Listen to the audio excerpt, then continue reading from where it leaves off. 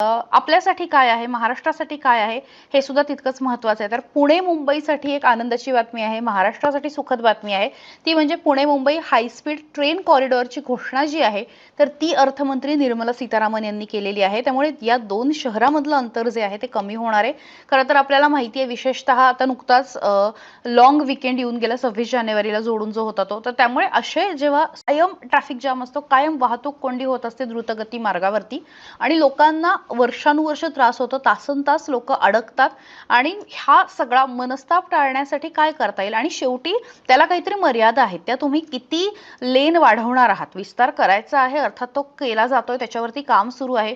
पण ज्या वेगाने वाहनांची संख्या वाढतीये ती बघता हा विस्तार करणं फार म्हणजे सोपं नाहीये आणि अशा वेळी त्या सगळ्या लिमिटेशन्स लक्षात घेऊन आता एक महत्त्वाचा निर्णय सरकारने घेतलेला आहे, केंद्र सरकारने घेतलेला आहे. तो म्हणजे ट्रेन कॉरिडॉर असणार आहे आणि ते हाय स्पीड ट्रेन कॉरिडॉर असणार आहे. त्यामुळे प्रवास जो आहे तो सोपा होणार आहे आणि तो गतिशील होणार आहे. पुणे मुंबई सारखी शहरं आहेत, म्हणजे मुंबई तर देशाची आर्थिक राजधानी आहे, फक्त महाराष्ट्राची नाही. आणि पुण्यासारखं शहर जे 2 नंबरला आहे महाराष्ट्रामध्ये आणि या दोन शहरांमधलं अंतर कमी होणार आहे.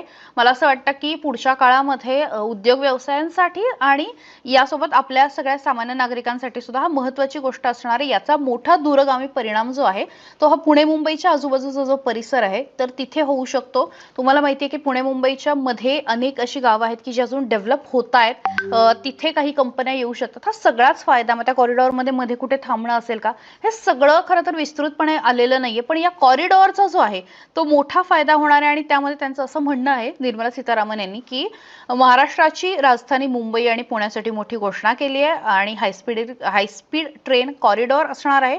देशामध्ये एकूण 7 कॉरिडॉर जे आहेत ते बनवण्यात येणार आहे. विशेषतः मुंबई पुणे जवळपास हा 5.5 तासांचा प्रवास 120 मिनिटांमध्ये म्हणजे 2 तासामध्ये पूर्ण होणार आहे आणि दुसरा हाय स्पीड कॉरिडॉर देखील पुण्याला आता मिळालेला आहे. यासोबतच ते अजून काय म्हणतात की इतर शहरांमध्ये सुद्धा आम्ही हा कॉरिडॉर बनवणार आहोत.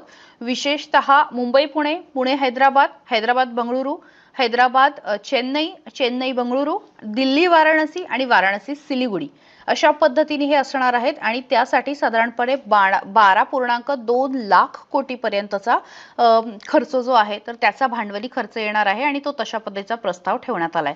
मी परत एकदा शहरांची यादी वाचून दाखवते की जिथे हाय स्पीड ट्रेन कॉरिडॉर होणार आहे आणि ते कुठले कुठले आहे. तर त्याच्यामध्ये मुंबई पुणे, पुणे हैदराबाद, हैदराबाद बंगळुरू, हैदराबाद चेन्नई, चेन्नई बंगळुरू, दिल्ली वाराणसी, वाराणसी सिलिगुडी अशा 7 शहरांमध्ये हा कॉरिडॉर बनवला जाणार आहे आणि तब्बल 12.2 लाख कोटी पर्यंतचा तरतूद जी आहे तर ती या अर्थसंकल्पामध्ये केलेली आहे.